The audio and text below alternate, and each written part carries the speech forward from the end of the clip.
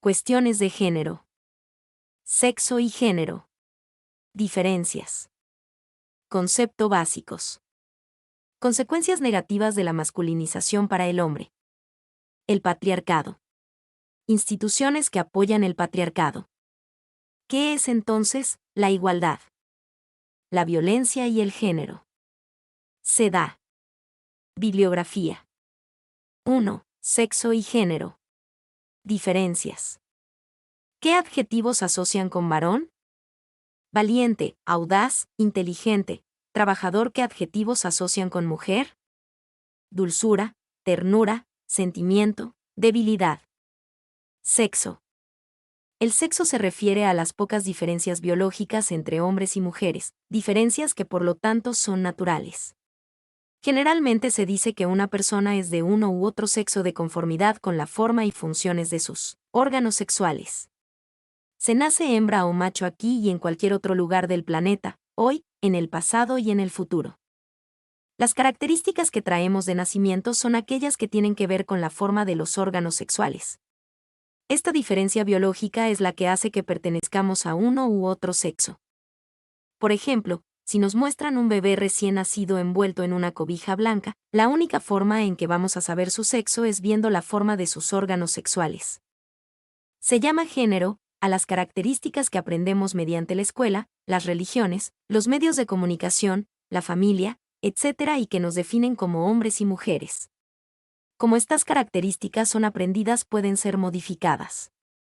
El sistema sexo-género es importante para explicar la posición que ocupan hombres y mujeres en la sociedad y para evidenciar la discriminación que en todos los campos sufren las mujeres, así como el mayor poder que detentan los hombres y las relaciones desiguales que se establecen entre ambos géneros. El punto de partida del sistema sexo-género es que el sexo es determinado biológicamente y el género es construido social, cultural e históricamente.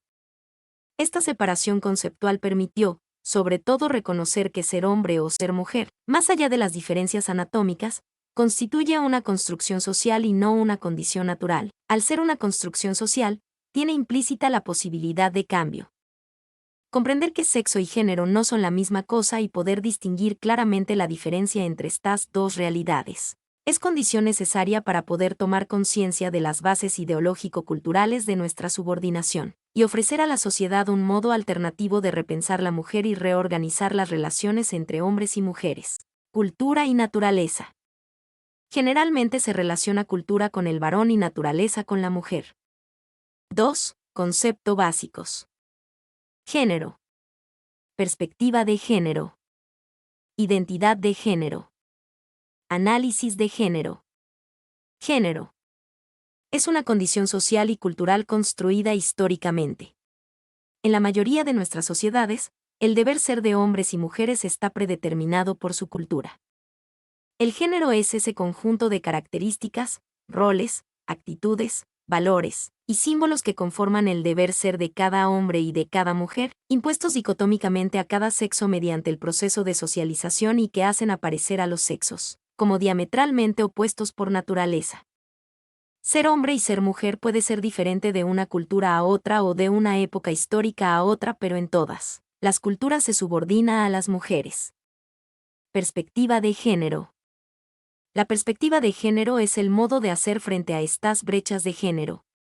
Es la mirada que permite visualizar las situaciones de asimetría en tanto y en cuanto se establecen discriminaciones y por ende exclusiones de espacios que deben ser comunes a hombres y mujeres en términos de oportunidades para el goce y de ejercicio de los derechos. En este sentido, hemos afirmado que entre las manifestaciones del sistema patriarcal se adscribe la educación sin perspectiva de género. La perspectiva de género es una categoría analítica que acoge a todas aquellas metodologías y mecanismos destinados al estudio de las construcciones culturales y sociales propias para los hombres y las mujeres. Lo que identifica lo femenino y lo masculino, que supone la existencia de una desigual distribución de poder entre géneros en todas las clases sociales. Esta perspectiva busca examinar el impacto del género en las oportunidades de las personas, sus roles sociales y las interacciones que llevan a cabo con otros.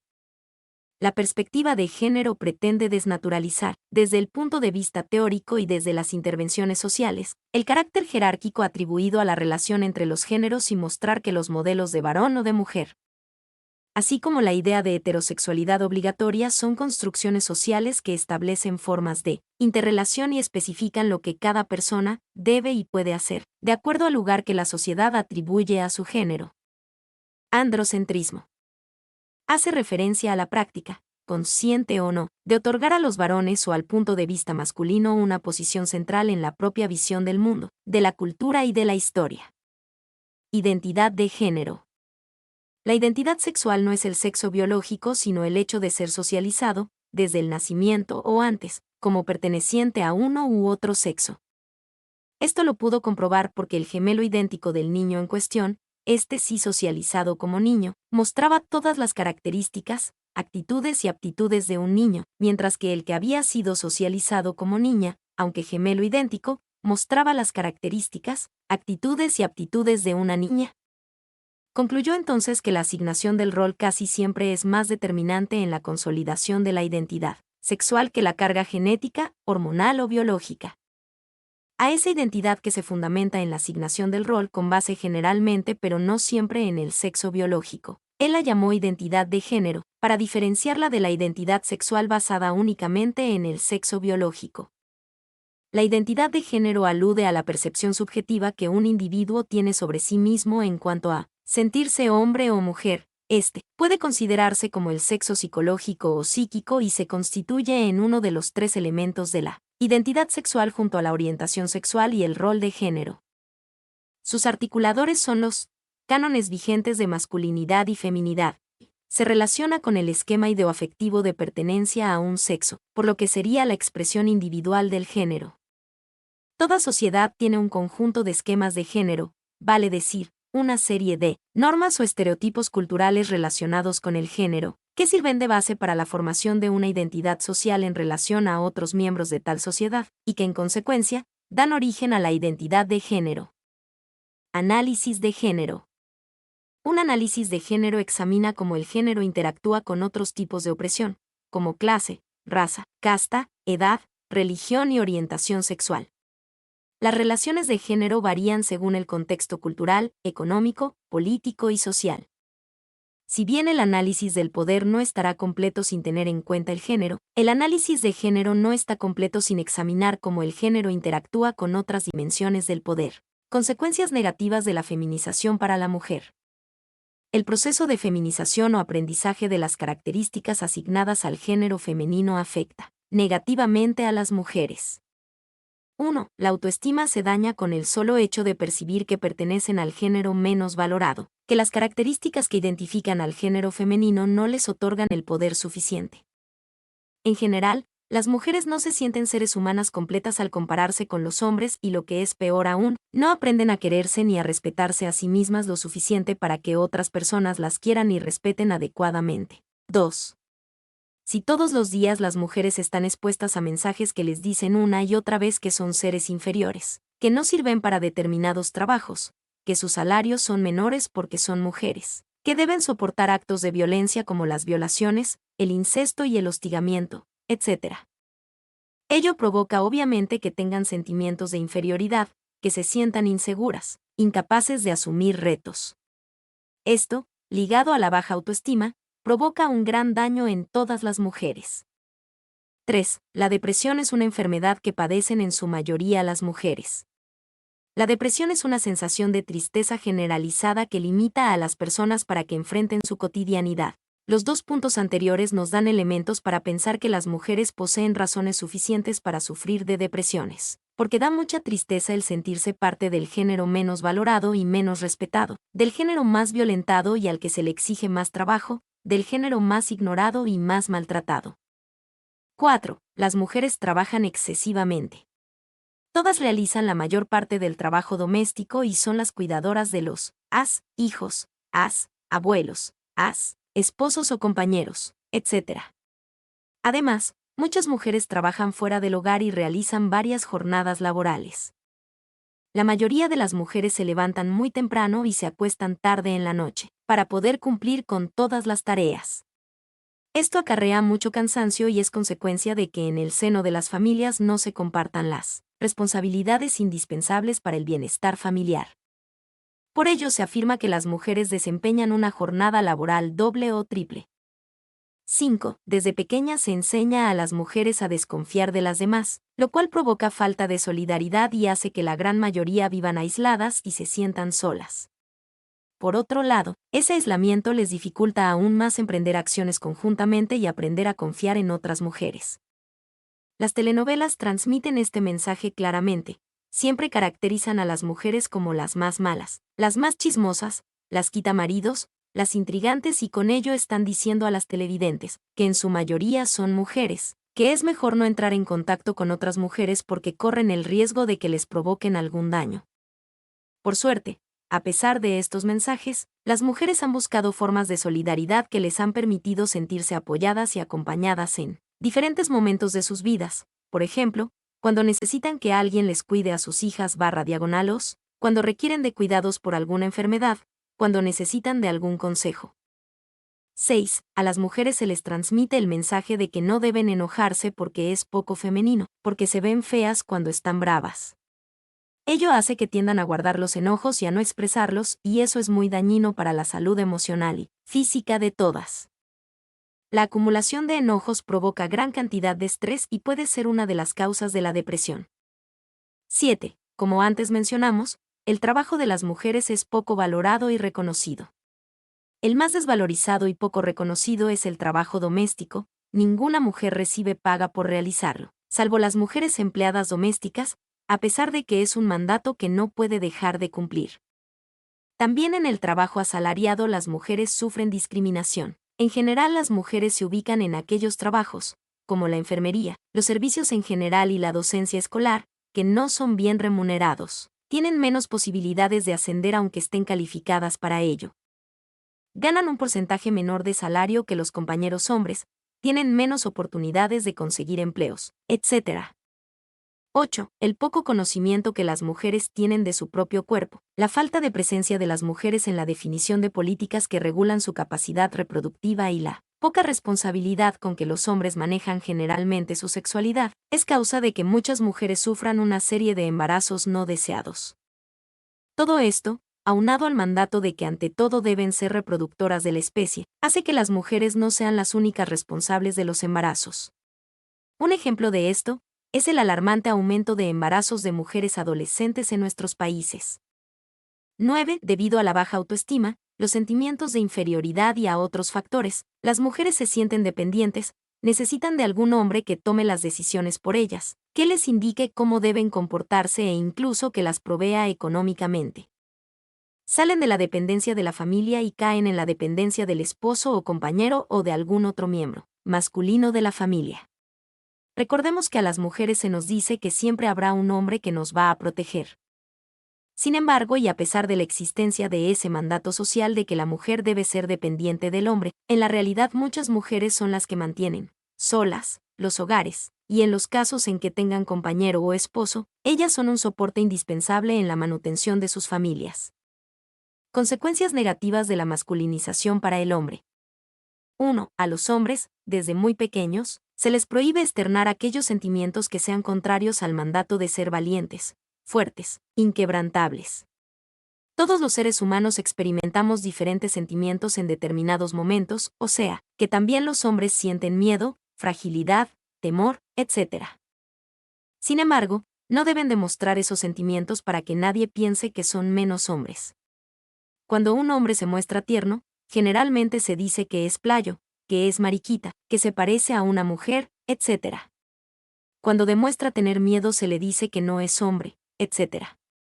Sin embargo, estos sentimientos, como el miedo, la ternura, la fragilidad, etc., son importantes, porque nos permiten relacionarnos a otro nivel con los demás seres humanos y solicitar su apoyo cuando lo necesitemos. 2. Una de las causas principales de la inseguridad de los hombres se debe a la exigencia de cumplir con las características asignadas a su género. A los hombres les provoca mucha inseguridad el no poder alcanzar las expectativas que la sociedad ha planteado, el no ser lo suficientemente independiente, valiente, competente, solvente, agresivo, conquistador, etc. 3. A los hombres se les permite establecer sus relaciones mediante la violencia. Por ello son los mayores hostigadores, los mayores violadores y los mayores agresores domésticos.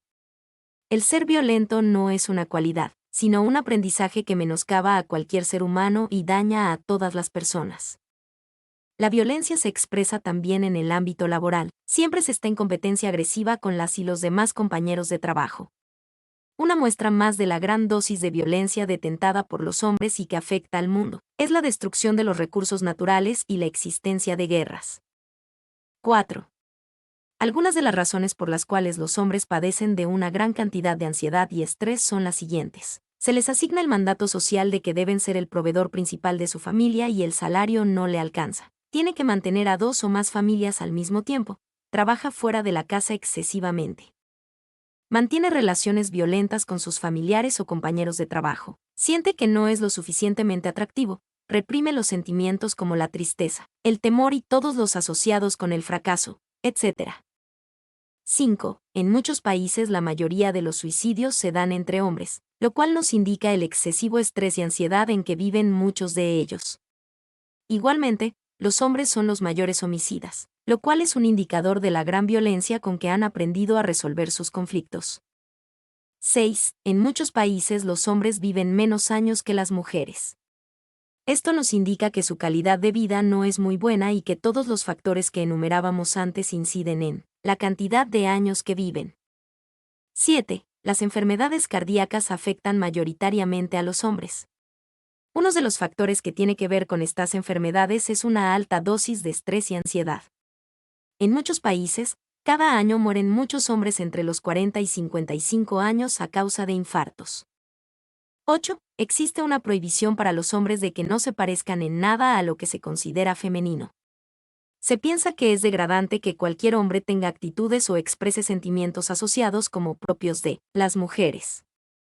Por otro lado, se les ha enseñado que todo lo femenino es inferior y por lo tanto no merece mayor respeto de su parte, con lo cual menosprecia a su madre, a su esposa o compañera, así como a sus propias hijas y hermanas. 9. La sociedad permite a los hombres hacer uso irresponsable de su capacidad de engendrar. Por esto, muchos niños y niñas son producto de paternidad desconocida. Pero además, como las responsabilidades familiares se recargan mayoritariamente en las mujeres, en muchos casos los hombres tienden a ser padres irresponsables. No atienden las necesidades económicas ni emocionales de sus hijos e hijas. Abandonan fácilmente la familia y fundan otra nueva. Se niegan a pagar las pensiones, etc. La paternidad irresponsable mina la posibilidad de que los hombres disfruten de su familia y mantengan una buena relación con sus hijos e hijas y violenta la vida de las mujeres. Unidad número 2. El patriarcado. Instituciones que apoyan el patriarcado. El deber ser del hombre y de la mujer. Y la sociedad patriarcal y la socialización patriarcal. 2. Los mandatos de género. 1. Los roles sociales identificados con el sexo de una persona. 3. El dicotomismo. 4. La feminización excesiva. V. La masculinización excesiva. D. Las consecuencias negativas. B. Los sexismos. El patriarciado. Instituciones que apoyan el patriarcado. Sistema jerárquico de relaciones sociales, políticas y económicas que, tomando como excusa una diferencia biológica sexual y su significado genérico, establece, reproduce y mantiene al hombre como parámetro de la humanidad otorgándole una serie de privilegios e institucionalizando el dominio masculino sobre las mujeres. Esta opresión se manifiesta de diferentes maneras en distintas sociedades en todos los ámbitos en que se desarrolla la vida y se entrelaza con otros factores como la preferencia sexual, la edad, la etnia, la clase, la religión, la discapacidad. Aunque existan otras relaciones opresivas entre los hombres y algunas mujeres opresoras con poderes y privilegios, el fin último del sistema patriarcal es la manutención y perpetuación de la superioridad y el poder masculino sobre las mujeres. Características básicas de la sociedad patriarcal. 1. Se fundamenta en el poder del hombre, del varón.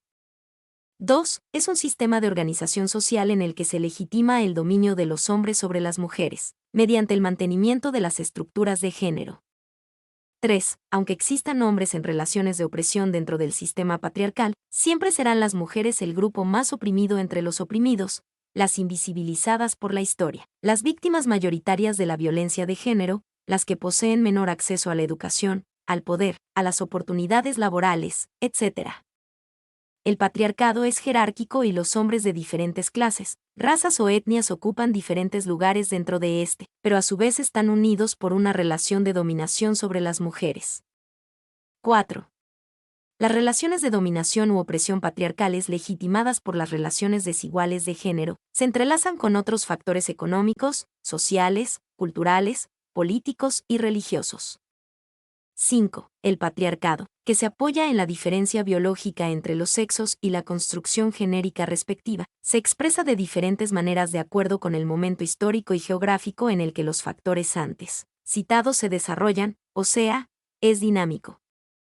El sistema patriarcal se mantiene, reproduce y legitima mediante instituciones entre las que se encuentran los medios masivos de comunicación, la familia, la educación formal e informal, las religiones misóginas, la heterosexualidad obligatoria, el derecho monosexista, la historia robada y la maternidad forzada. El término institución se refiere a prácticas, relaciones y organizaciones establecidas en una sociedad, cuya existencia es constante y contundente. Se llama institución patriarcal a aquella práctica, relación u organización que a la par de otras instituciones operan como pilares estrechamente ligados entre sí, en la transmisión de la desigualdad entre los sexos y la convalidación de la discriminación en contra de las mujeres. Mediante la familia, la escuela, la iglesia y los medios de comunicación se nos enseñan cómo debemos ser las mujeres. La familia es una de las formas más importantes porque es la que se encarga de criarnos desde pequeñitas /diagonal o sí, enseñarnos las reglas, normas y valores que vamos a tener cuando seamos grandes. La Iglesia, por medio de esta se nos enseña que la mujer debe ser sumisa, obediente, abnegada, sacrificada y costilla del hombre. También, que debe estar al servicio de los demás, que nuestro lugar es la casa y nuestra función más importante es la maternidad. La escuela. Mediante los libros se nos enseñan las funciones y responsabilidades que debemos ir asumiendo las mujeres y los hombres. Asimismo, las ideas que transmiten los maestros y la forma en que tratan a los niños y las niñas, contribuye a reproducir la desigualdad entre mujeres y hombres. La radio y la televisión. Sus anuncios y programas constantemente muestran a la mujer como una persona que importa por su apariencia física, que debe ser siempre seductora y que debe estar complaciendo continuamente a su familia. ¿Cómo se transmite el patriarcado? Familia. Escuela. Religión. Medios de comunicación. Instituciones del patriarcado. Definición de patriarcado. Este sistema podría decirse que se basa en las diferencias biológicas entre hombres y mujeres y se origina en la familia dominada por el padre, estructura reproducida en todo el orden social y mantenida por el conjunto de instituciones de la sociedad, política y civil, orientadas hacia la promoción del consenso en torno a un orden social, económico, cultural, religioso y político que determinan que las mujeres como categoría social siempre estarán subordinadas a los hombres como categoría social, aunque pueda ser que una o varias mujeres tengan poder, hasta mucho poder. O que todas las mujeres ejerzan cierto tipo de poder como lo es el poder que ejercen las madres sobre los y las hijas. Instituciones del patriarcado. Las instituciones por medio de las cuales el patriarcado se mantiene en sus distintas manifestaciones históricas, son múltiples y muy variadas pero tienen en común el hecho de que contribuyen al mantenimiento de las estructuras de género que oprimen a todas las mujeres. Entre estas instituciones están la familia patriarcal, la maternidad forzada, la educación androcéntrica, la historia robada, la heterosexualidad obligatoria, las religiones misóginas, el trabajo sexuado, el derecho monosexista, la ciencia GINOP, el lenguaje masculinista, etc. 1. Familia patriarcal. Una familia o núcleo patriarcal sucede cuando un individuo de sexo masculino asume la responsabilidad de líder del grupo o seno familiar y toma decisiones que afectan el tipo de vida que lleva el grupo. En el caso matriarcal el papel lo asume una mujer, típicamente por su edad o habilidades sociales. El tipo patriarcal es más común en la sociedad occidental, donde el hombre tiene un papel dominante en la toma de decisiones no solo en la familia sino en la sociedad en general. El tipo matriarcal es un poco más escaso pero no inexistente, que se llegó a dar en ciertas partes de África, Mesoamérica y Sudoriental. El patriarcado es un concepto utilizado por las ciencias sociales, en especial en la antropología, sociología y en los estudios feministas. Hace referencia a una distribución desigual del poder entre hombres y mujeres, en la cual los varones tendrían preeminencia en uno o varios aspectos, tales como la determinación de las líneas de descendencia, filiación exclusivamente por descendencia patrilineal y portación del apellido paterno, los derechos de primogenitura, la autonomía personal en las relaciones sociales, la participación en el espacio público, político o religioso, o la atribución de estatus a las distintas ocupaciones de hombres y mujeres determinadas por la división sexual del trabajo. 2. Maternidad forzada. La idea de que las mujeres deben ser madres hace que muchas mujeres tengan embarazos no deseados con tal de cumplir con el mandato que establece que una mujer se completa cuando es madre. Por otra parte, las mujeres son víctimas de violación dentro del matrimonio como una forma de obligarlas a procrear hijos e hijas.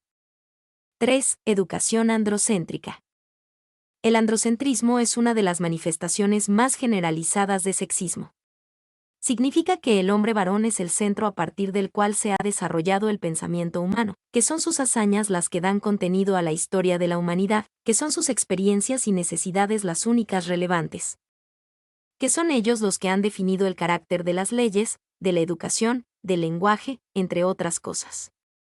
Históricamente, son los hombres varones los que han sido definidos como individuos depositarios de ciertos derechos en forma innata.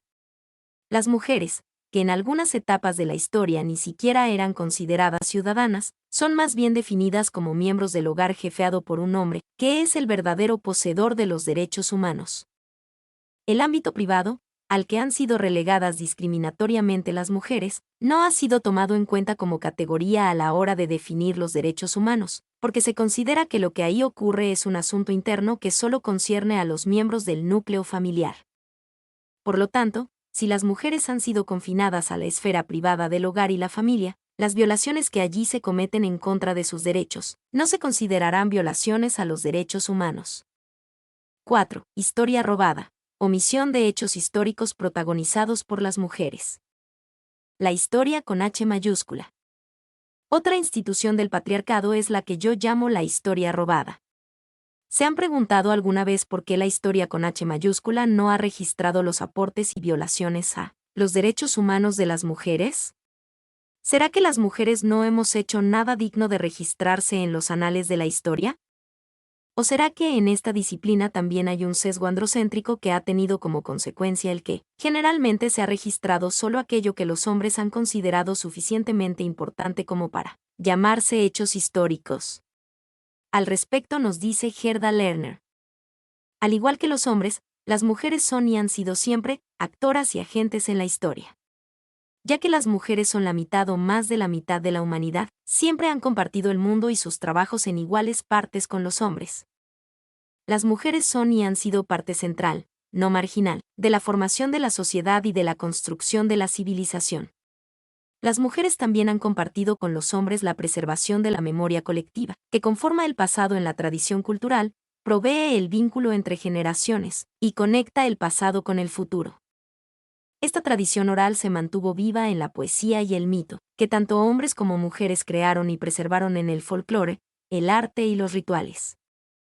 Entonces, ¿por qué persiste esa idea de que las mujeres no hemos hecho historia excepto por algunas grandes reinas u otras grandes mártires, o madres de reyes o mártires? La misma autora nos dice: hacer historia con H mayúscula para diferenciar esta historia registrada e interpretada de la historia que no está escrita o al menos no oficialmente. Es una creación histórica que data de la invención de la escritura en la antigua Mesopotamia. Desde el tiempo de las listas de los reyes de la antigua Sumeria en adelante, los historiadores, tanto sacerdotes, sirvientes reales, empleados, clérigos o una clase profesional de intelectuales universitarios, han seleccionado los hechos que serán registrados y los han interpretado de modo de darles comprensión y significado. Hasta en el más reciente pasado, Estos historiadores han sido hombres, y lo que ellos han registrado ha sido lo que los hombres han hecho, han experimentado y han encontrado importante. Lo han llamado historia y han proclamado su universalidad. Lo que las mujeres han hecho y experimentado no ha sido registrado, ha sido descuidado e ignorado en su interpretación. Los estudios históricos, hasta el más reciente pasado, han visto a la mujer marginada del desarrollo de la civilización e innecesaria para aquellos logros definidos como de histórica importancia. Por lo tanto, el expediente registrado e interpretado sobre el pasado de la humanidad es solo un expediente parcial, en cuanto a que omite el pasado de la mitad de la humanidad, y es distorsionado, en cuanto a que relata la historia desde el punto de vista solo de la mitad masculina de la humanidad. Para contradecir este argumento, se dice que grandes grupos de hombres, posiblemente la mayoría, han sido también eliminados del registro histórico, a través de las interpretaciones prejuiciadas de intelectuales que representan la preocupación de pequeñas élites gobernantes. Un error no cancela otro, ambos errores conceptuales requieren ser corregidos. Sin embargo, hay una diferencia entre ambos errores. A medida que los antiguos grupos subordinados tales como campesinos, esclavos, proletarios se han elevado a posiciones de poder o al menos han sido incluidos en el discurso del poder, sus experiencias han llegado a formar parte del expediente histórico. Esto es, las experiencias de los hombres de esos grupos, porque las mujeres fueron, como siempre, excluidas. El punto es que tanto los hombres como las mujeres han sufrido discriminación según su grupo, pero ningún hombre ha sido excluido del expediente histórico a causa de su sexo, mientras que todas las mujeres lo han sido a causa del suyo. 5. Heterosexualidad obligatoria. Se presenta como norma para todas las personas y empuja a muchas mujeres a casarse o a formar unión con alguna persona del sexo opuesto, pues de lo contrario podrá ser señalada y sancionada como lesbiana, denigrada como solterona, etc. Heteronorma o heteronormatividad es un régimen social, político y económico que impone el patriarcado y las prácticas sexuales heterosexuales mediante diversos mecanismos médicos, artísticos, educativos, religiosos, jurídicos, etc. Y mediante diversas instituciones que presentan la heterosexualidad como necesaria para el funcionamiento de la sociedad y como el único modelo válido de relación sexoafectiva y de parentesco. El régimen se retroalimenta con mecanismos sociales como la marginalización, invisibilización o persecución. Tiene como base un sistema dicotómico y jerarquizado. Esto incluye la idea de que todos los seres humanos recaen en dos categorías distintas y complementarias, varón y mujer, que las relaciones sexuales y maritales son normales solamente entre personas de sexos diferentes, y que cada sexo tiene ciertos papeles naturales en la vida. Así, el sexo físico, la identidad de género y el papel social del género deberían encuadrar a cualquier persona dentro de normas, íntegramente masculinas o femeninas. En consecuencia, la heterosexualidad es considerada como la única orientación sexual normal. Las normas que este término describe o critica pueden ser abiertas, encubiertas o implícitas. Aquellos que identifican y critican la heteronormatividad dicen que deforma el discurso al estigmatizar conceptos diferentes tanto de sexualidad como del género y hacen ciertos tipos de autoexpresión más difíciles. 6. Religiones misóginas. El legado misógino de la cristiandad marcó la vida social de las civilizaciones occidentales, subordinando a la mujer al dominio del hombre y, consecuentemente, predisponiendo condiciones psicosociales motoras de las violencias de género en nuestros tiempos. La Biblia legitima prácticas de sumisión, voluntaria y exclusión discriminatoria de la mujer, en el ámbito doméstico y en la vida política y social. Yo no permito que la mujer enseñe ni que ejerza autoridad sobre el hombre, sino que permanezca callada. El sentido literal de los textos bíblicos permanece inalterado y conserva su fuerza de subyugación ideológica. La primitiva voluntad de dominio misógino que gobernó la credulidad religiosa en el pasado sobrevive aún, aunque las autoridades que la celan omitan su lectura en los altares. Calculada la selección de textos leídos en misas y cultos, las autoridades religiosas estiman contraproducentes los que pudieran incitar dudas, irreverencias y confrontaciones. Para los judeocristianos, el autor de la Biblia es Dios, y el hombre, no mujer, instrumento de su voluntad, enunciada con rango de autoridad infalible. La autoridad de la fe es despótica y no admite juicios valorativos o juegos interpretativos. Por el contrario, los condena severamente, a pesar de que el desarrollo de las ciencias y los derechos humanos desafían y desmienten los preceptos bíblicos. La mayoría de las religiones son misóginas. ¿Por qué? La respuesta es fácil: vivimos en un mundo patriarcal. Las religiones fueron creadas desde ese concepto. El hombre ejerce dominio sobre las mujeres, pero no solo eso le bastó, también dominó a las demás especies para su conveniencia. Como bien citas, en la Biblia se rebaja a todas las demás especies y solo están para servirnos. Y nos creemos la especie superior, la creación. Pero no solo las religiones son misóginas, la cultura es misógina, etc. Encontramos misoginia en publicidades, en programas de televisión, en el arte, en la moda, etc. 7. Trabajo sexuado. En los años 70 y 80 se comenzó a tratar el tema del género y la segregación sexual del trabajo. Hasta ese momento los hombres proporcionaban el modelo universal a partir del cual se evaluaba a las mujeres, y las discriminaciones que éstas sufrían en el ámbito laboral se hallaban institucionalizadas. Hay un giro cultural que adopta la sociología en pos de la cultura del trabajo y sus organizaciones. De esta manera, y uniéndose a las teorías de género, muestran cómo la cultura masculina de las organizaciones influye en el carácter sexuado de las relaciones de trabajo. El género es una variable que explicaba las diferencias de las mujeres en relación a la norma masculina. Progresivamente aumenta la conciencia de que la integración del género en los estudios sobre el trabajo supone analizar cómo las desigualdades de poder entre los hombres y las mujeres afectan las relaciones de trabajo y al propio trabajo. El género pasa a ser parte integrante de todo análisis y permite conocer las interacciones entre las políticas sociales y las relativas al empleo y los salarios, así como aclarar los debates sobre el tiempo de trabajo. Es un enfoque que tiene en cuenta a mujeres y hombres, que se interesa por la naturaleza y el funcionamiento de las instituciones masculinizadas, ya que excluirlos significa quedarse con una visión fragmentada de la realidad. 8. Derecho monosexista. El varón podía matar a la mujer si la encontraba con otro. La monosexualidad es una estructura social que presupone que todas las personas nos sentimos atraídas, solamente por un género. En el caso de la heterosexualidad, por el género contrario al nuestro, y en el caso de la homosexualidad, por nuestro mismo género. Esta estructura proviene de la estructura heteropatriarcal, que define y limita el género y la orientación sexual privilegiadas. Aún la intensa lucha feminista y de los movimientos sociales homosexuales para romper esta estructura heteropatriarcal, quedan algunas estructuras que se derivan de esta, muy arraigadas y poco cuestionadas en nuestra sociedad y en nuestro lenguaje. Una de las luchas de los movimientos queer es romper con el propio concepto de género. Es por esta razón que la bisexualidad tendría que estar más ligada a este tipo de movimientos que van más a la raíz del problema y rompen con todas las estructuras que se derivan. El monosexismo, por lo tanto, es la creencia de privilegio de las personas con una orientación sexual monosexual, heterosexual u homosexual, y de opresión hacia aquellas personas que no son monosexuales, bisexuales, pansexuals u omnisexuales.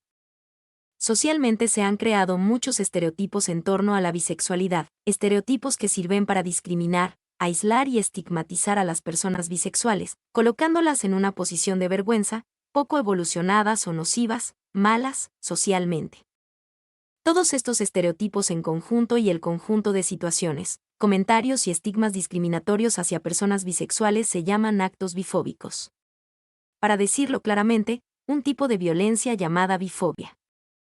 La bifobia es muy poco reconocida en todos los ámbitos, no solamente en el conjunto privilegiado heterosexual, sino algunas veces también en los movimientos llamados LGBT, debido a que la bifobia también puede existir entre los colectivos homosexuales y trans. Al considerarse la bisexualidad simplemente como una orientación sexual diferente a la heterosexualidad, solo se contempla la problemática de la homofobia que las personas puedan padecer cuando tienen relaciones con personas del mismo género. 9. Ciencia ginope. La medicina no se ocupa de problemas menstruales, no le interesa. Ginopia es miopía o ceguera a lo femenino, el no ver a las mujeres, el no percibir su existencia ni sus obras. Se entiende como una omisión, generalmente no consciente, naturalizada y casi automática por lo anterior, a la realidad de las mujeres. Se habla de ginope para calificar a los sujetos o grupos u organizaciones que mantienen una práctica o patrón inveterado de omisión y exclusión, en el discurso y en la práctica, a la realidad de lo femenino o de las propias mujeres. Ginopia es un neologismo, reconocido en el marco de lo legislativo como forma de nombrar la omisión del punto de vista de la mujer en casos de violencia hacia ella. Ginopia, imposibilidad de ver lo femenino o invisibilización de la experiencia femenina, se encuentra íntimamente relacionada a la cultura androcéntrica, al poder, la lucha por la conservación de inmerecidos privilegios, la cultura de dominación, entre otras tantas aristas. Es parte sustancial y representativa de un sistema que desprecia la vida de las mujeres. Es una cuestión política, y el compromiso de combatirla también debería serlo, radicándose no solo en la institucionalidad, también en el movimiento de mujeres y fumista y en la sociedad toda, evitando así caer en la riesgosa situación de consensos tácitos que garanticen su perpetuidad. 10. Lenguaje masculinista. En la definición de los derechos humanos es fácil ver el androcentrismo en el lenguaje utilizado en varios de los documentos citados anteriormente. Hablan de los derechos del hombre varón, tal y como lo observaron ustedes en el preámbulo expuesto en el cartel. Ello refleja a quienes estaban dirigidos esos documentos, a quienes se les estaban otorgando los derechos ahí plasmados. Se dice que el término hombre incluye también a las mujeres, pero esto no se ha reflejado en la teoría de los derechos humanos ni en su aplicación 8. Un ejemplo de ello es la muerte de Olympia de Gauguis, a quien los revolucionarios franceses le cortaron la cabeza por haber osado creer y exigir que los derechos que la Revolución Francesa había ganado para los hombres libres y ciudadanos habían sido pensados también para las mujeres. Pero el problema no es solo el androcentrismo presente en el lenguaje, porque los documentos actuales, como el Pacto de San José, utilizan el vocablo personas en lugar de hombres. El problema reside en que, como esos derechos fueron concebidos desde las necesidades e intereses del hombre varón, el agregar a las mujeres sin realizar una reconceptualización de los derechos humanos no les quita su carácter androcéntrico. Lo que ha ocurrido usualmente es que se establece que la mujer gozará de los mismos derechos que fueron pensados desde la experiencia vivencial de los hombres sin que importe que la mujer no haya participado en la definición, conceptualización y selección de esos derechos.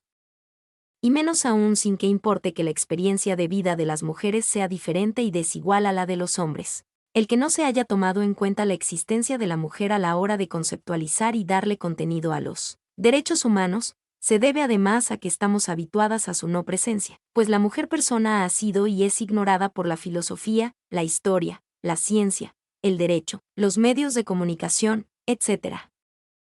Este silencio en que se ha mantenido y mantiene a la mujer es una violación a sus derechos humanos porque es una violencia contra su ser. El no tomarla en cuenta, el negarle que haya contribuido al desarrollo de la historia de la humanidad, es desaparecerla de todo el quehacer humano, es desvalorizarla a tal punto que su no presencia ni siquiera se menciona porque ni siquiera se siente. 11. Patriarcado. Familia, escuela, religión, medios de comunicación. La familia es una de las formas más importantes porque es la que se encarga de criarnos desde pequeñitas /diagonal o sí, enseñarnos las reglas, normas y valores que vamos a tener cuando seamos grandes. La Iglesia, por medio de esta se nos enseña que la mujer debe ser sumisa, obediente, abnegada, sacrificada y costilla del hombre.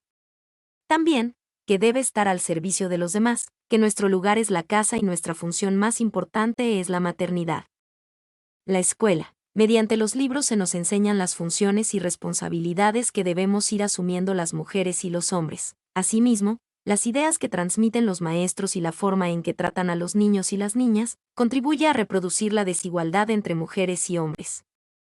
La radio y la televisión. Sus anuncios y programas constantemente muestran a la mujer como una persona que importa por su apariencia física, que debe ser siempre seductora y que debe estar complaciendo continuamente a su familia.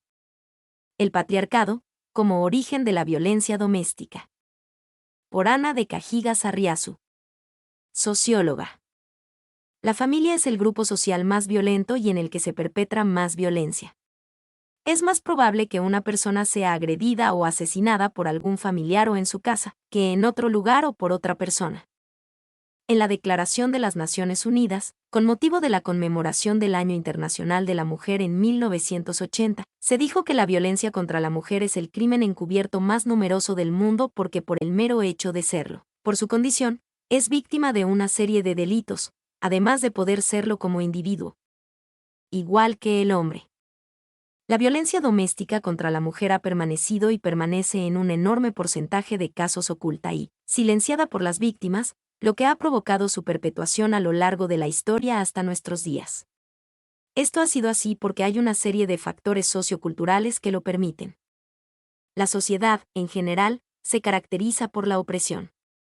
Todas las instituciones, las estructuras o las personas dominamos o somos dominadas en función de la raza, la clase social, la religión, la edad o el sexo. El sistema de dominación y subordinación más opresor es el del género, también llamado patriarcado.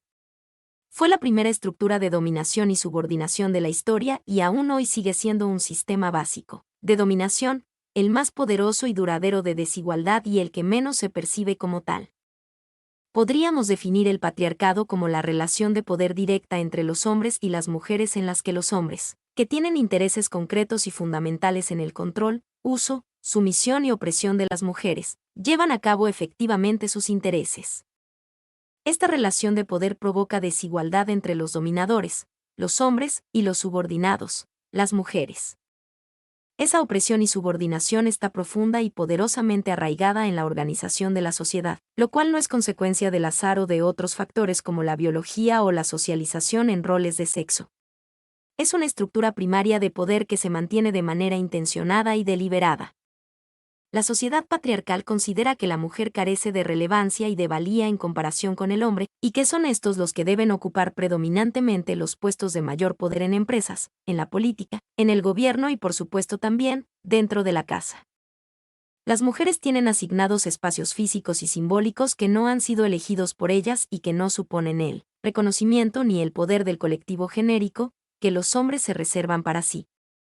El origen de esta desigualdad está en los pueblos primitivos en donde por las condiciones adversas de la naturaleza y las herramientas precarias de las que disponían, era el hombre el que salía a buscar el alimento, ayudado por su fortaleza física.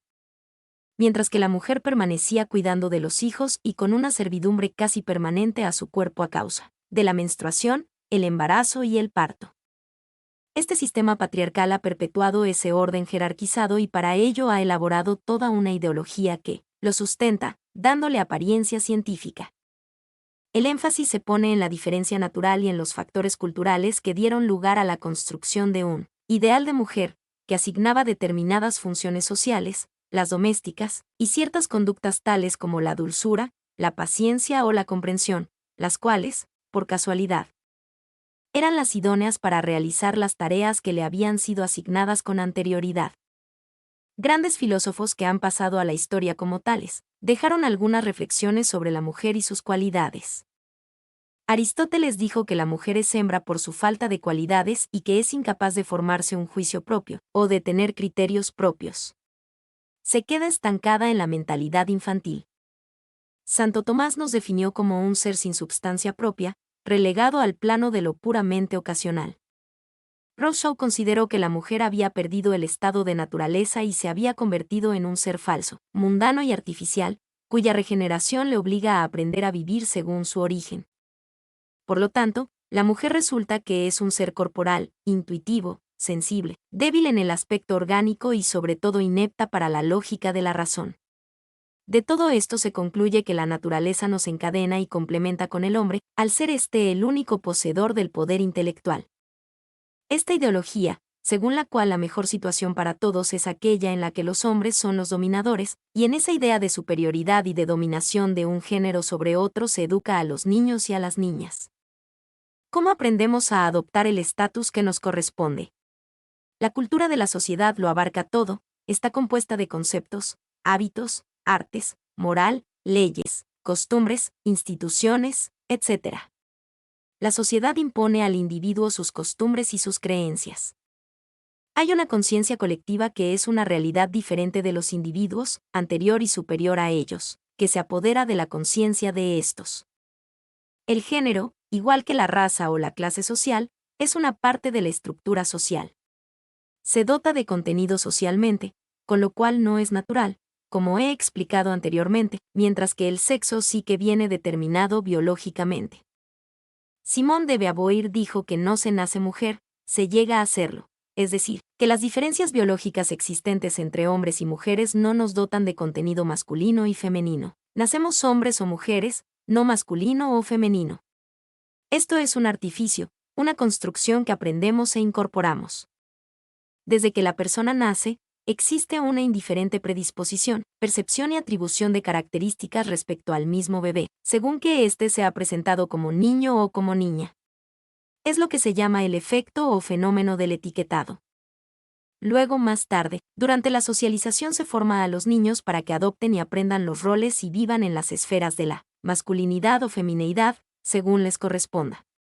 Se instauran en ellos una serie de roles genéricos y comportamentales de acuerdo con las expectativas sociales. Por lo tanto, los niños y las niñas son privados, censurados si tienen necesidades o actúan de forma que no les es propia. Se les impide un libre desarrollo y expresión de sus personalidades mediante la prohibición, inhibición o forzamiento. Es así como los niños comprenden las pautas de poder y dominación y las niñas las de aceptación y adecuación a aquellas. Los niños aprenderán e internalizarán una serie de mitos sobre la masculinidad, tales como: la masculinidad es la forma más valorada de la identidad genérica. El poder, la dominación, la competencia y el control son esenciales como prueba de masculinidad. La vulnerabilidad, los sentimientos y las emociones en el hombre son signos de feminidad y deben ser evitados. El autocontrol y el control sobre los otros y sobre su entorno son esenciales para que el hombre se sienta seguro. Un hombre que pide ayuda o trata de apoyarse en otros muestra signos de debilidad, vulnerabilidad e incompetencia. El pensamiento racional y lógico del hombre es la forma superior de inteligencia para enfocar cualquier problema. Las relaciones interpersonales que se basen en emociones, sentimientos, intuiciones y contacto físico son consideradas femeninas y deben ser evitadas. El éxito masculino en las relaciones con las mujeres está asociado a la subordinación de la mujer a través del uso del poder y el control de la relación. La sexualidad es el principal medio para probar la masculinidad. La sensualidad y la ternura son consideradas femeninas y deben ser evitadas. La intimidad con otros hombres debe ser evitada, porque lo vuelve a uno vulnerable y lo pone en desventaja en la competencia con las mujeres. Puede implicar afeminamiento y homosexualidad. El éxito masculino en el trabajo y la profesión son indicadores de su masculinidad. La autoestima se apoya primariamente en los logros y los éxitos obtenidos en la vida laboral y económica. Un niño que crezca en esta cultura que valora positivamente la identidad masculina, separará de forma rápida y torpe su identidad de la de su madre y posteriormente de la de todo el género femenino. Por ella sentirá necesidad y amor, pero por otro lado, y al mismo tiempo, sentirá odio y posesión. La niña que crezca en un ambiente de similares características, aprenderá enseguida que su género está infravalorado, aprenderá también los valores, habilidades, creencias, etc., que le son propios por ser mujer y tendrá sentimientos sobre sí misma positivos y negativos, y esa ambivalencia la reducirá a la hora de oponerse a su dominación, reproduciendo a la larga su experiencia con sus hijos. En razón del género se asignan unos papeles sociales y unas normas sociales y se crea cierta idea de superioridad en el hombre, el cual impone las decisiones a los que no tienen poder y tiene unas expectativas de obediencia en la mujer, para que la situación no se invierta. Cuando estas expectativas fallan, en muchos casos, da lugar a una situación de violencia. ¿Por qué el hombre cree tener derecho a controlar a la mujer? Cree que pueden utilizar la intimidación, la coerción, la amenaza y la fuerza para llevar a cabo dicha actitud. La violencia, cuya raíz etimológica está en el concepto de fuerza, conlleva el uso de la misma para provocar daño, y a su vez nos remite al concepto de poder. La violencia es siempre una forma de demostrar que se ostenta el poder mediante el empleo de la fuerza, sea física, psicológica, económica, política, etc., e implica la existencia de un superior y de un subordinado. El que ostenta el poder, además de estar en una situación privilegiada por las ventajas de su estatus, utiliza este para hacer daño. Es decir, que abusa de su poder. El ejercicio de poder de dominación de un sexo sobre otro es transversal, es decir, independiente de la ideología política, del nivel cultural o socioeconómico de la víctima y del agresor. Sucede en todos los niveles culturales, económicos e ideológicos y no es una violencia ciega e indiscriminada, sino que se ejerce sobre individuos en posición de inferioridad. La violencia pretende ser un mecanismo de control social de la mujer que sirve para reproducir y mantener el statu quo de la dominación masculina. Los hombres, como género, han ostentado y ostentan el poder a nivel social y a nivel de pareja. Ellos trabajan fuera de casa, lo que les hace ser más valorados socialmente, tienen acceso a la información, están menos aislados, se encuentran en donde se generan las normas de comportamiento. 310, Ana D. Cajigas Arriazu, donde se toman las decisiones y donde se analizan los acontecimientos, y ellos son los que interpretan la realidad social. Los mandatos culturales, legales, derechos, privilegios, del papel del marido han legitimado históricamente su poder y dominación sobre la mujer, promoviendo su dependencia económica y garantizándole el uso de la violencia para controlarla. Las mujeres, en cambio, están subordinadas a los hombres, y han estado durante muchos siglos recluidas en sus casas. Cuando las mujeres se revuelven en su desigualdad y quieren salir de ella, cuestionan ese sistema de relaciones de poder y se convierten en una amenaza para los hombres, que no saben cómo argumentar el mantenimiento de la estructura social imperante, surge la violencia. Que es el único recurso para demostrar su superioridad y que son los que mandan. Todavía hay pocas mujeres que ocupen puestos de trabajo de alta responsabilidad. Existe una falta de conciencia de las mujeres, las cuales no son sensibles a la inferioridad a la que están sometidas por los hombres. La mujer acepta los imperativos de los dominadores, funciona y se desarrolla, realiza sus funciones atribuidas, tareas secundarias. La violencia física es un último recurso para proteger al patriarcado de la oposición individual y colectiva, de las mujeres. Es una forma de mantenimiento del orden sociocultural establecido frente al intento de las mujeres de reubicarse en dicho orden y forma parte de su condición de masculinidad. Existe el consenso social de que lo bueno es perpetuar lo establecido sea como sea, y la violencia amenaza esa estabilidad porque lo cuestiona, deteriora las relaciones interpersonales y transforma la sociedad. Esta consideración de dominio masculino, supeditación femenina como base estructural provoca que muchos maltratadores no sean conscientes de que están obrando mal, y mientras se siga manteniendo en la mentalidad general parecerá normal el menosprecio y la violencia hacia la mujer. Lo que rige la conducta del hombre violento es la creencia que tiene sobre la mujer, a la que considera un objeto de su pertenencia sobre la que puede ejercer su dominación de modo arbitrario y con toda la naturalidad.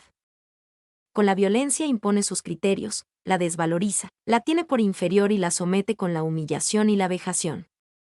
Ejerce el prototipo ideal masculino transmitido por la sociedad. Quiere recuperar el control perdido en el único ámbito en el que el hombre puede demostrar impunemente su superioridad. Son hombres con un ideal de lo masculino, como fortaleza, autosuficiencia, racionalidad y control del entorno, muy marcado.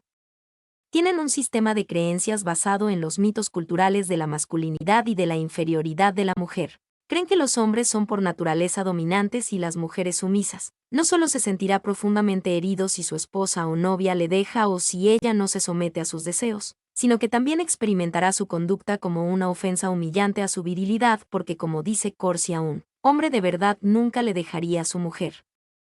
Tras estas explicaciones no es difícil entender que en las sociedades o grupos dominados por las ideas masculinas hay una mayor incidencia de Montebusiero 5 el patriarcado, como origen, 311, agresiones a las mujeres. En cuanto a las mujeres, no ponen la resistencia que deberían, y más a menudo de lo que sería deseable consienten su subordinación y llegan incluso a defender la conducta machista de los hombres. La sociedad, compuesta por hombres y mujeres que se han socializado, han crecido, han aprendido los mismos conceptos, hábitos, costumbres, valores, creencias, etc. Que el maltratador y que la víctima, y por lo tanto adoptan los roles genéricos que les corresponde, lo que no quiere decir que se apoye la conducta del agresor, lo ha tolerado y no ha reaccionado hasta hace muy poco a la violación de los derechos de las mujeres amparados por la ley. La sociedad, la cultura patriarcal ha creado una serie de mitos falsos sobre estas mujeres, como mitos justificación. La pareja tiene problemas, el problema no es la violencia, tienen otros más serios. Masoquismo de la víctima. Algunas mujeres son masoquistas y buscan a hombres violentos. A ella le gusta. Ella lo quiere. Si la mujer no la abandona, no debe ser tan malo. No buscan ayuda y cuando se la ofrecen, la rechazan. La mujer se lo busca, La mujer provoca al hombre regañándole por medio de la ropa, gestos, conductas, etc. Lo pide, lo merece. Solo les ocurre a determinadas mujeres de clase trabajadora. De ciertos tipos de familias mujeres mala amas de casa. Mujeres que han experimentado situaciones de violencia en la infancia. La mujer inventa o exagera, no fue violencia, solo una discusión. Los hombres están justificados o no exagera para obtener un divorcio rápido y beneficioso. Son responsables por hechos intencionados, se la regañó por ser mala ama de casa. Él tuvo un mal día en el trabajo. Él no quería hacer eso. Los hechos no producen mucho daño. No hubo ningún hueso roto, solo contusiones. Los hechos son muy raros o anormales, estaba bebido, no era el mismo. Debe males estar enfermo o estresado, necesita ayuda y comprensión. La mujer padece algún trastorno psicológico y si no, ¿por qué sigue con él?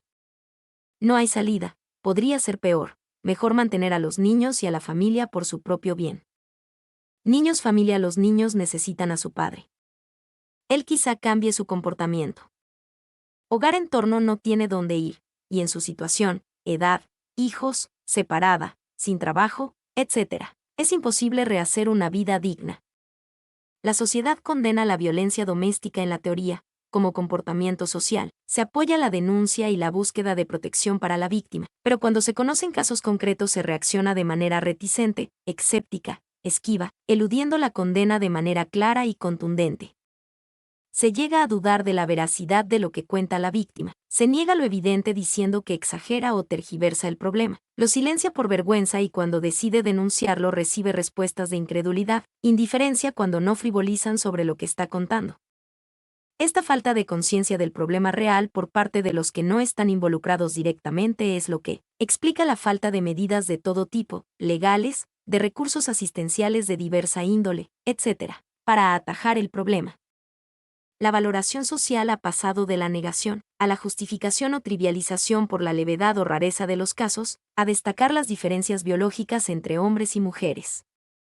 Hay muchos efectos sociales negativos a la hora de denunciar o de separarse para estas mujeres, lo que hace que, aunque el maltrato esté cada vez peor visto, no haya disminuido sino que se ha ocultado, porque las mujeres no se atreven o no se sienten con fuerzas para afrontar el juicio social al que van a ser sometidas, pese a ser las víctimas.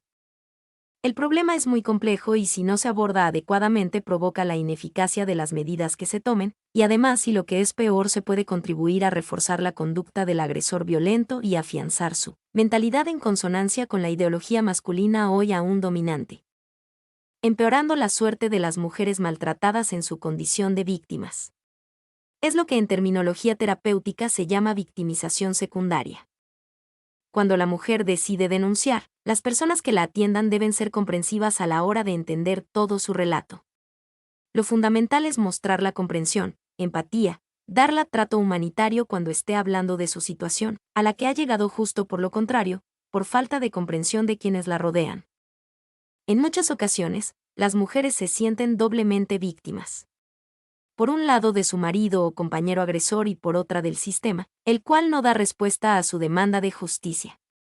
No se debe recurrir al distanciamiento para no comprometer los sentimientos, de manera fría, distante y profesionalizada a lo que escucha.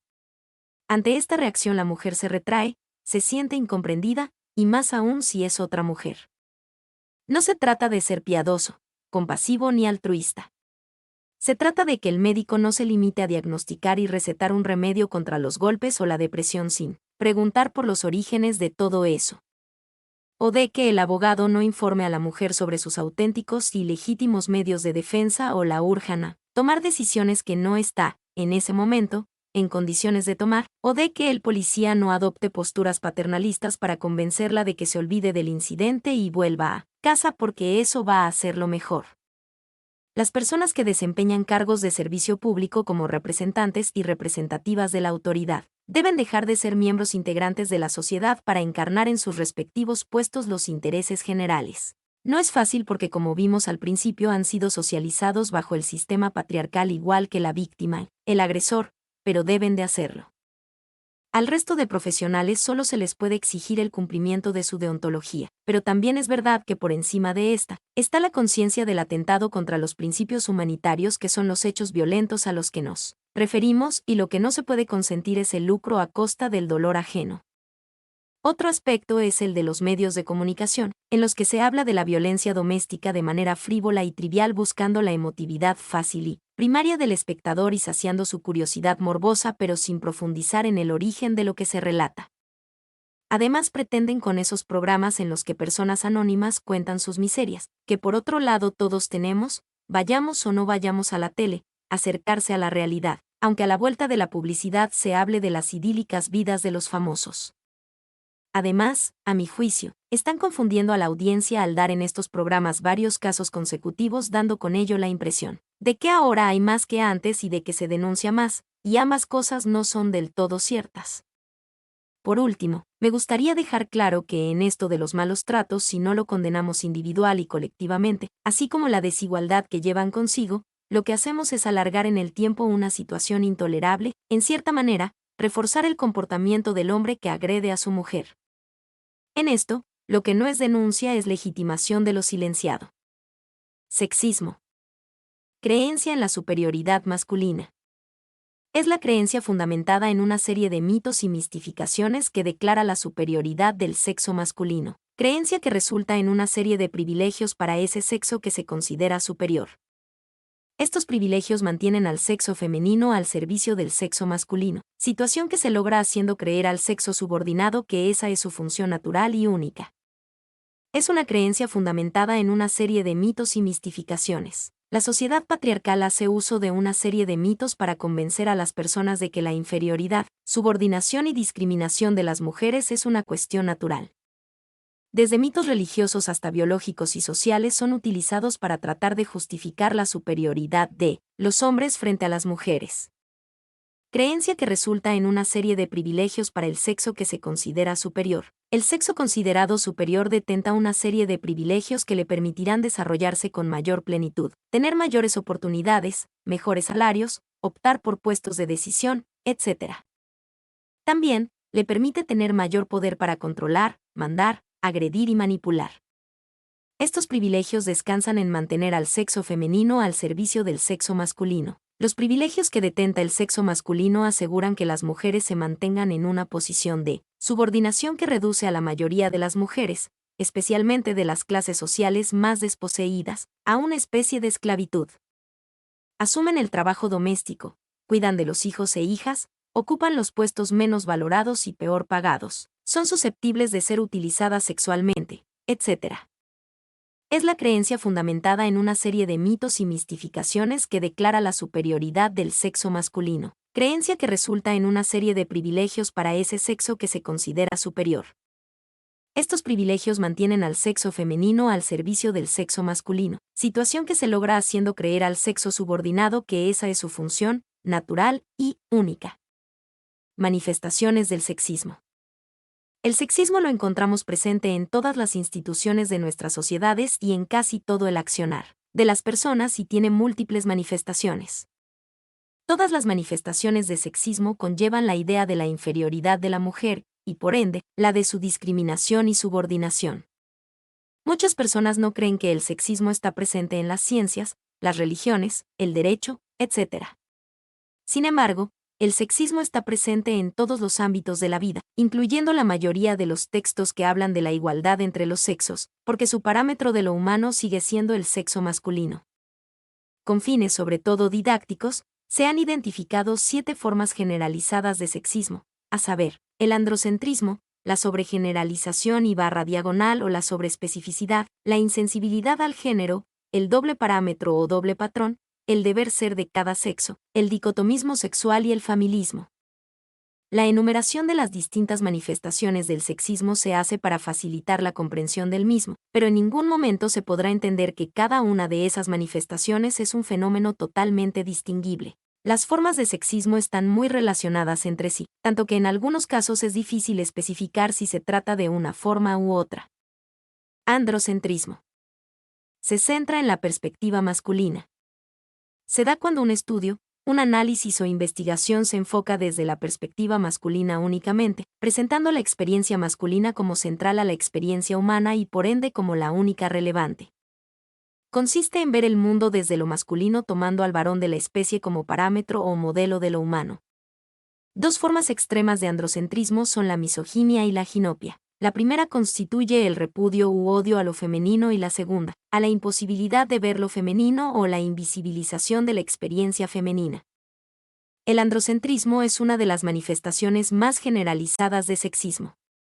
Significa que el hombre varón es el centro a partir del cual se ha desarrollado el pensamiento humano, que son sus hazañas las que dan contenido a la historia de la humanidad, que son sus experiencias y necesidades las únicas relevantes, que son ellos los que han definido el carácter de las leyes, de la educación, del lenguaje, entre otras cosas. Históricamente, son los hombres varones los que han sido definidos como individuos depositarios de ciertos derechos en forma innata. Las mujeres, que en algunas etapas de la historia ni siquiera eran consideradas ciudadanas, son más bien definidas como miembros del hogar jefeado por un hombre, que es el verdadero poseedor de los derechos humanos. Por ello también, los derechos humanos se refieren a aspectos de lo que se ha llamado la esfera pública, que es dominio de los hombres varones. El ámbito privado, al que han sido relegadas discriminatoriamente las mujeres, no ha sido tomado en cuenta como categoría a la hora de definir los derechos humanos, porque se considera que lo que ahí ocurre es un asunto interno que solo concierne a los miembros del núcleo familiar. Por lo tanto, si las mujeres han sido confinadas a la esfera privada del hogar y la familia, las violaciones que allí se cometen en contra de sus derechos no se considerarán violaciones a los derechos humanos. Dos formas extremas de androcentrismo. Misoginia. Constituye el repudio u odio a lo femenino. Ginopia. Es la imposibilidad de ver lo femenino o la invisibilización de la experiencia femenina. Sobregeneralización y /diagonal o sobreespecificidad. Sobregeneralización. Se analiza lo masculino como válido para ambos sexos, se da cuando un estudio, teoría o texto solo analiza la conducta del sexo masculino pero presenta los resultados, el análisis o el mensaje como válidos para ambos sexos. Sobreespecificidad. Presentar como específico de un solo sexo ciertas necesidades. Ama de casa. Es la otra cara de la moneda y consiste en presentar como específico de un sexo ciertas necesidades, actitudes e intereses que en realidad son de ambos sexos. La sobregeneralización es una práctica que se ha llevado a cabo sistemáticamente por los científicos deformando ramas de la ciencia tan importantes como la historia, la antropología, la sociología, la medicina, la criminología, etc. Esta forma de sexismo se da, por ejemplo, cuando se analizan las necesidades del grupo masculino privado de libertad y a partir de ellas se dictan las mismas políticas penitenciarias, tanto para las cárceles de hombres como para las de mujeres. También se da cuando en criminología se estudia el comportamiento de bandas juveniles compuestas por varones, únicamente o las mixtas, pero se presenta el estudio como una investigación sobre bandas juveniles a pesar de que se ha analizado solo el comportamiento de los hombres. La sobreespecificidad se presenta cuando, por ejemplo, se habla de la importancia de la presencia de la madre durante el desarrollo de las /diagonal hijas. /diagonal en vez de hablar de la importancia de la presencia de la madre y del padre en ese desarrollo. También está presente cuando se habla de que una de las fisuras de la sociedad actual es la desintegración familiar y se responsabiliza por ello a las mujeres, sin hacer referencia a la responsabilidad que tienen los hombres en esa situación, por ejemplo, cuando agreden a sus esposas o compañeras, o los que abandonan sus familias, o los que únicamente se encargan de proveer recursos económicos, etc. Insensibilidad al género. Se ignora la variable de género. Se presenta cuando se ignora la variable género como un variable socialmente importante y válida, o sea, cuando no se toman en cuenta los distintos lugares que ocupan los hombres y mujeres en la estructura social, el mayor o menor poder que detentan por ser hombres o mujeres, etc. La insensibilidad al género se presenta en casi todos los estudios que se hacen sobre los efectos de determinadas leyes o políticas, cuando se olvida que los sexos tienen género y que los efectos son distintos en cada sexo si se toman en cuenta los roles sexuales, la valoración de cada género, la utilización del tiempo y el espacio diferenciada para cada sexo, el menor poder del sexo femenino, etc. Cuando no se toma en cuenta la variable género, es imposible identificar cuáles son los problemas que no se vieron para uno u otro sexo, porque sencillamente la información no está presente. En algunos casos, la insensibilidad al género puede ser más bien una forma exagerada de androcentrismo que llamamos ginopia, porque generalmente cuando se ignora la variable género como socialmente importante, implícitamente se está tomando al hombre varón como modelo de lo humano e invisibilizando totalmente a la mujer. En materia legislativa se da mucho esta forma de sexismo cuando se ignora la existencia de las mujeres en la promulgación de leyes supuestamente genéricas, pero también se da cuando se promulgan leyes que sí toman en cuenta a las mujeres y hasta cuando le otorgan un derecho. Hay que pensar, por ejemplo, en propuestas legislativas que aumentan las licencias por maternidad sin tomar en cuenta otra serie de medidas, para no afectar negativamente el acceso de las mujeres al mercado laboral. Este tipo de medidas son insensibles al género, porque aunque la legislación está otorgando un derecho muy necesitado por las mujeres, al no tomar en cuenta la estructuración de género que tiene el mercado laboral, también le está causando un perjuicio al dificultarle el acceso al empleo. Doble parámetro. Doble moral, misma conducta valorada de distinta manera. Es similar a lo que conocemos como doble moral. Se da cuando la misma conducta, una situación idéntica y barra diagonal o característica humana son valoradas o evaluadas con distintos parámetros o distintos instrumentos para uno y otro sexo. Esta forma de sexismo se encuentra frecuentemente en la figura del adulterio. Aún en aquellos países donde el adulterio es causal de divorcio para ambos sexos se valora distintamente, dependiendo de cuál de los sexos lo cometa. El doble parámetro no es tan obvio en los textos legales, pero sí se puede descubrir a través de una cuidadosa lectura desde la perspectiva de género. Por ejemplo, un caso menos obvio de esta forma de sexismo la encontramos en los textos que se refieren al jefe de hogar. Si analizamos desde una perspectiva de género, veremos que el tratamiento que se le da a cada uno de los sexos en estos casos responde a un doble patrón, porque si una mujer casada vive con su cónyuge, automáticamente es la compañera o esposa del jefe de familia. Si no vive con un compañero, puede ser que sea considerada la jefe de familia, aunque no en todos los casos. En cambio, si un hombre vive con su compañera o esposa, es automáticamente considerado el jefe de familia, y si vive sin una compañera o esposa, es también el jefe de familia. Es así que un mismo hecho, vivir con un barra diagonal a compañero barra diagonal, da un estatus diferente a cada sexo. Deber ser para cada sexo. Conductas más apropiadas para cada sexo. Consiste en partir de que hay conductas o características humanas que son más apropiadas para un sexo que para el otro. El proceso de socialización, el proceso donde la persona aprende una serie de conductas, roles, actitudes, etc., está basado en el deber ser.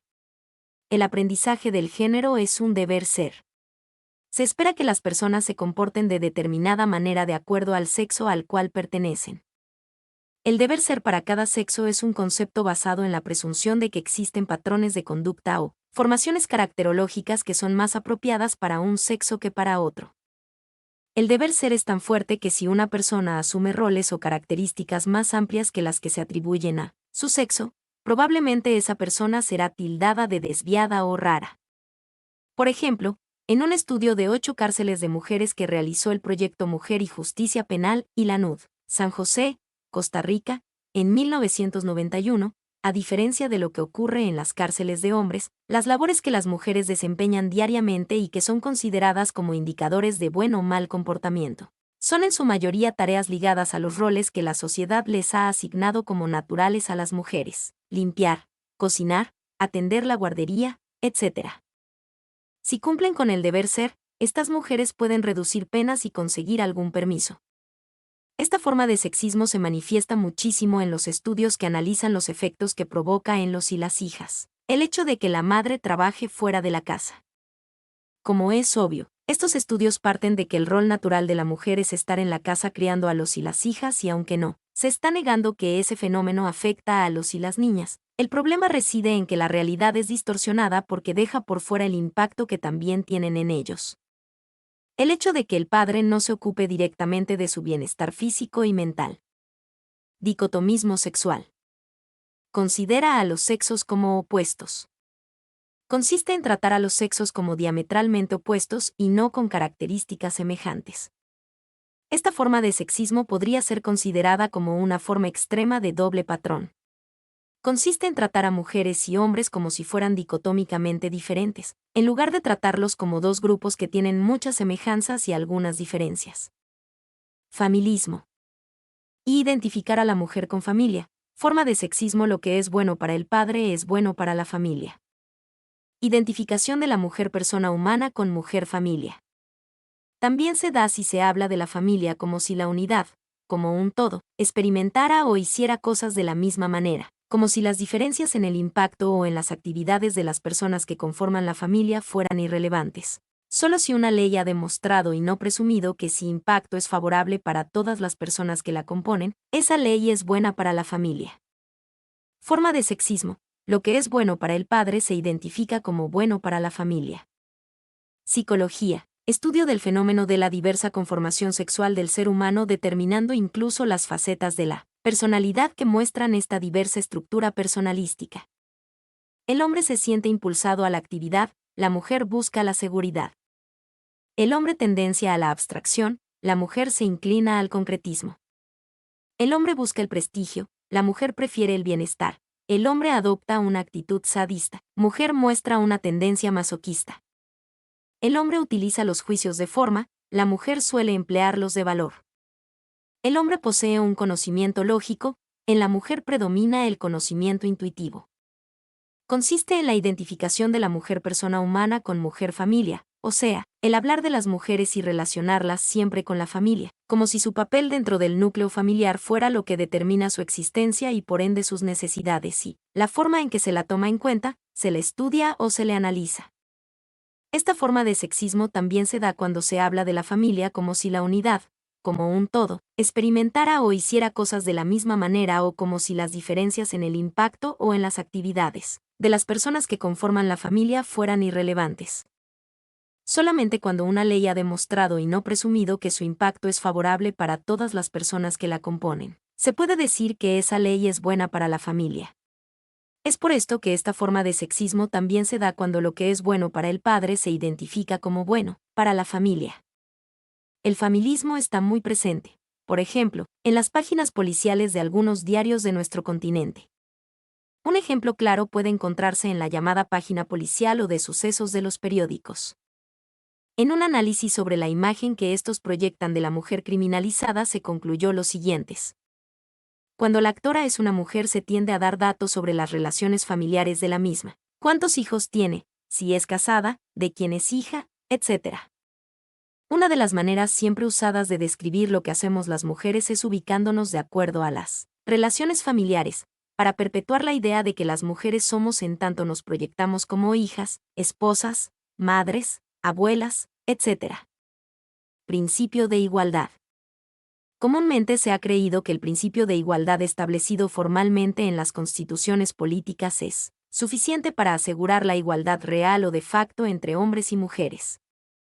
El principio de igualdad aparece en forma inmutable e incuestionable como el principio legal más importante del cual derivan muchos derechos, como los derechos humanos. Sin embargo, el principio de igualdad no es único, absoluto o unívoco. Al igual que los derechos humanos, recibe significados distintos según los valores y principios éticos, filosóficos e ideológicos en que se fundamenta. En ese proceso, un paso fundamental fue el establecimiento de la igualdad formal, es decir, de la igualdad de todas las personas ante la ley. Se establecería así que todas las personas serían tratadas por igual frente a la ley, no siendo garantía de una mayor igualdad de facto. Esta igualdad formal o igualdad ante la ley se amplió con la asignación de iguales derechos para todos los ciudadanos y ciudadanas. Se pensó entonces que la igualdad se podía llevar a cabo mediante una asignación igual de los derechos fundamentales, es decir, que la concesión de derechos iguales para todos eliminaría los obstáculos para que cada quien busque la felicidad, según sus capacidades personales. La igualdad ante la ley y la igualdad derivada de la asignación de derechos no ha sido suficiente para hacer accesibles, a los que socialmente están en desventaja, las oportunidades de que disponen los individuos socialmente privilegiados. La igualdad desde el punto de vista de la distribución de los recursos, beneficios y cargas entre los miembros de una sociedad, continúa siendo, más que una realidad, un ideal ilusorio, una aspiración. Es necesario preguntarse, ¿por qué no es suficiente el principio de igualdad formal para garantizar a las mujeres un trato igualitario en la realidad? En primer lugar, al igual que en el caso de los derechos humanos, el principio de igualdad descansa en el hombre como paradigma de lo humano y lo que es peor, no toma a todos los hombres como referencia, sino a los de cierta clase, etnia, zona geográfica, religión, preferencia sexual, etc. Digo que el principio de igualdad en el que todas y todos hemos ingenuamente creído, es parcial porque fue conceptualizado desde el varón y para el varón. Es importante hacer énfasis en el hecho de que el hombre varón modelo de lo humano es el que goza de ciertas características: blanco, solvente económicamente, católico, citadino, heterosexual, sin discapacidades visibles, etc. La no aceptación de la diversidad provoca que queden por fuera una cierta cantidad de hombres y definitivamente, todas las mujeres. El principio de igualdad es androcéntrico porque tanto su definición como su contenido han sido decididos a través de la historia por los hombres varones. Prueba de ello es que, en muchos de nuestros países, existía la igualdad de todos los ciudadanos mucho antes de que las mujeres pudieran elegir y ser electas. ¿Cómo se conjugaba este acto discriminatorio con el principio de igualdad? La única respuesta certera es aceptar que la igualdad que establecía este principio se dirigía únicamente a los hombres de acuerdo con sus necesidades e intereses.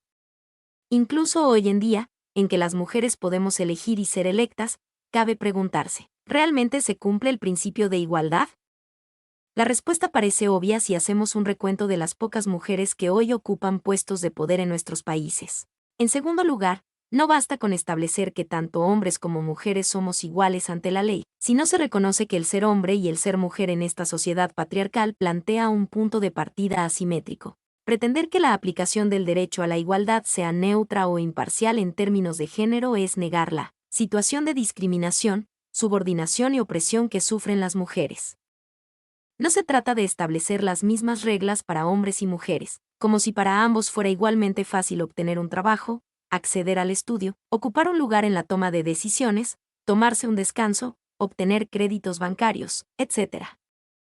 Las leyes no son neutrales en términos de género y por eso, no podemos aceptar que somos tan ciudadanas como los hombres.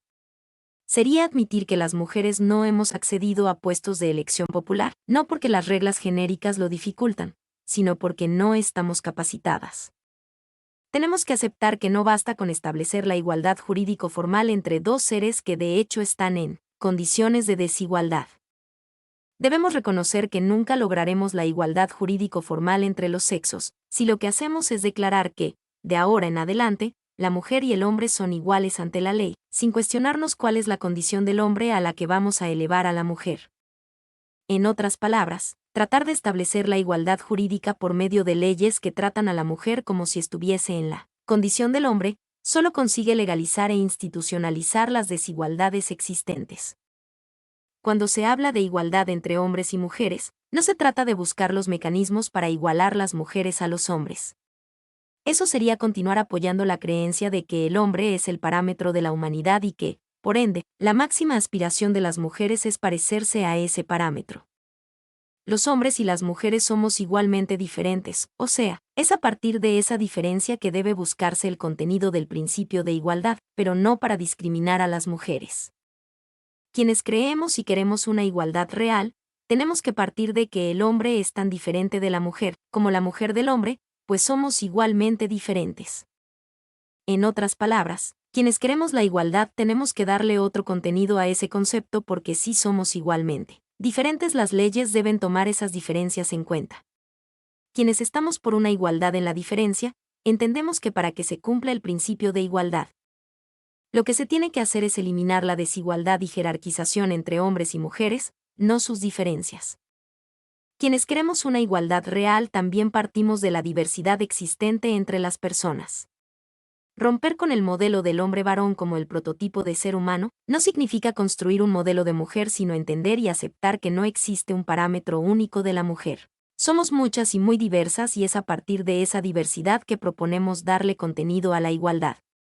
La diversidad debe ser el paradigma de lo humano. Igualdad. Existen diversas formas de concebir la igualdad. Igualdad formal. Consiste en la igualdad ante la ley. Responde a la proposición de que debe tratarse a todas las personas por igual. Esa es la concepción de la igualdad que predomina en el mundo jurídico que conocemos. La crítica que se le hace a este concepto es que resulta insuficiente.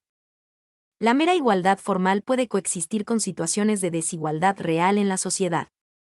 La experiencia demuestra que el mero reconocimiento de la igualdad ante la ley no elimina de por sí los problemas de desigualdad que existen en la sociedad. Es importante señalar que la llamada igualdad formal no solo no es suficiente, sino que en algunos casos es injusta y discriminante, no solo por las desigualdades socialmente construidas, sino porque las diferencias biológicas entre mujeres y hombres hacen que sea necesario el trato diferenciado para ciertos casos.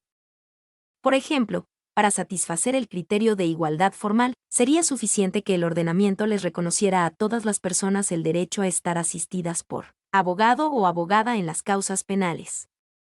Eso de por sí, sin embargo, no sería suficiente desde la perspectiva de la igualdad material. Las personas que no pudieran pagarse los servicios de abogado, aun cuando formalmente tuvieran ese derecho, estarían en una situación de desigualdad real. Para satisfacer el criterio de lo justo basado en la igualdad real habría que disponer recursos para proveerles servicios legales gratuitos a quienes no tuvieran los medios para sufragarlos. Este modelo formal de igualdad parte, o se basa, en la concepción de que hombres y mujeres son exactamente iguales y, por ende, las mujeres deben ser tratadas por el derecho o la ley exactamente igual como la ley trata a los hombres. Quienes defienden este modelo de igualdad argumentan a favor de la igualdad de oportunidades para mujeres y hombres y pretenden que las mujeres acceden las oportunidades y actúen de conformidad con las reglas y estándares que fueron fijados para los hombres. El problema con este modelo es que no toma en consideración ni las diferencias biológicas ni las desigualdades de género. Este modelo es injusto con las mujeres que deben comportarse y dar un rendimiento prefijado con estándares masculinos. Las mujeres no pueden acceder o beneficiarse de oportunidades de la misma manera que los hombres, aunque éstas se brinden por igual a hombres y mujeres, si las condiciones de vida de hombres y mujeres son tan distintas. A veces bajo el concepto o modelo de igualdad formal se permite trato distinto cuando hay situaciones distintas, en casos generalmente relacionados con la biología. El problema ha sido que a quienes se trata como distintas, léase inferiores, es a las mujeres, cuando su función reproductora las hace diferentes del modelo de lo humano que para este concepto es el hombre. Es bajo este modelo que se han promulgado la mayoría de las protecciones a las mujeres trabajadoras. Igualdad real o material. Según esta concepción, lo importante es la condición real de las personas. Lo que se persigue es colocar a todas en situaciones materiales de igualdad y no solo al nivel del reconocimiento formal. El logro de la igualdad real muchas veces requerirá el trato desigual para lograr un resultado igual. Es decir, para eliminar los desniveles reales en las situaciones de vida o en el acceso a recursos, oportunidades, bienes o servicios en la sociedad, habrá que tratar a las personas desigualmente situadas en forma diferente. Esta es una vía por la que se pueden transformar muchas situaciones de injusticia. Un ejemplo de este tipo de solución lo proveen los diversos programas de acción afirmativa para nivelar las desigualdades históricas en el reclutamiento o promoción de las mujeres en determinados tipos de ocupaciones o posiciones, en el empleo público o privado. Debe tenerse en cuenta, sin embargo, que el empeño por lograr la igualdad real tampoco está libre de problemas. Así, por ejemplo, en el caso de la desigualdad entre los géneros, es posible que el estándar que se emplee para determinar cómo deben ser las cosas, es decir, a qué situación debemos llegar para que todos y todas seamos iguales, tome como referencia el modo de ser de uno de los polos, digamos, el masculino. Aunque se lograra la igualdad real, sería en términos dictados por la visión masculina. Por ejemplo, si tomamos el caso del derecho de todas las personas a estar asistidas por abogado o abogada en las causas penales, hemos visto que eso, de por sí, no sería suficiente desde la perspectiva de la igualdad material, porque las personas que no pudieran pagarse los servicios de abogado, aun cuando formalmente tuvieran ese derecho, estarían en una situación de desigualdad real. Pero aun si se dispusieran recursos para proveerles servicios legales penales gratuitos a quienes no tuvieran los medios para sufragarlos, siempre habría discriminación contra las mujeres víctimas de violencia doméstica, de violación sexual, las que no logran convencer al marido de darles el divorcio. las que no pueden lograr una pensión alimenticia justa para sus hijos, etc., porque estas mujeres requieren de un abogado o abogada que las asiste en causas que no han sido catalogadas como penales, o en causas penales en las que a la víctima no se le da apoyo legal.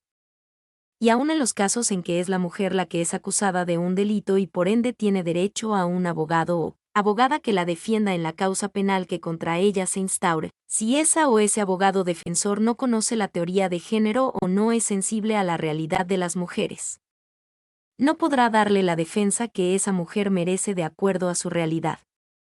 Por ejemplo, una mujer que es acusada de haber asesinado a su marido no recibirá la misma defensa que un hombre acusado de asesinar a su esposa si él o la abogada defensora no está familiarizada con la teoría del ciclo de la violencia doméstica.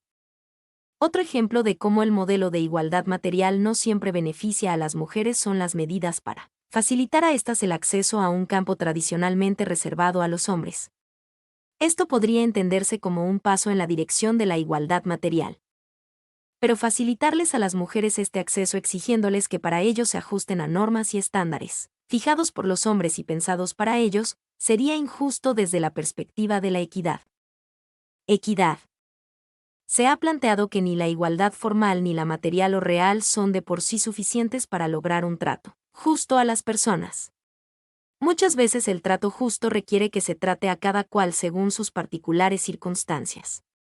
Es en este sentido que se emplea el término equidad. No se trata de igualar a nadie, sino de proveer el trato que las condiciones particulares de cada quien requieran para satisfacer sus necesidades singulares o atender sus reclamos especiales. El trato equitativo, a diferencia del trato igual, requiere siempre la contextualización de las decisiones. Es decir, es necesario tomar en cuenta las diferencias, las experiencias particulares, el contexto social de las relaciones y las condiciones de existencia de cada cual. Los siguientes serían ejemplos de trato equitativo. 1. Tomar medidas especiales para que las personas con impedimentos físicos puedan tener acceso a lugares. Eje edificios, servicios, eje educación y recursos, eje empleos, que les estarían vedados si no se tomaran estas medidas. 2. Tomar en cuenta las particulares circunstancias en que se encuentra una mujer maltratada que ha dado muerte a su pareja, cuando se evalúa su alegación de legítima defensa. 3. Tomar en consideración las exigencias particulares de una madre que tiene a cargo niños o niñas pequeñas. A la hora de fijar las fechas de las vistas de alimentos u otros incidentes relacionados con los tribunales. Mi nombre es Demim. Soy tu asistente personal. Mi sitio en internet es demim.es.tl.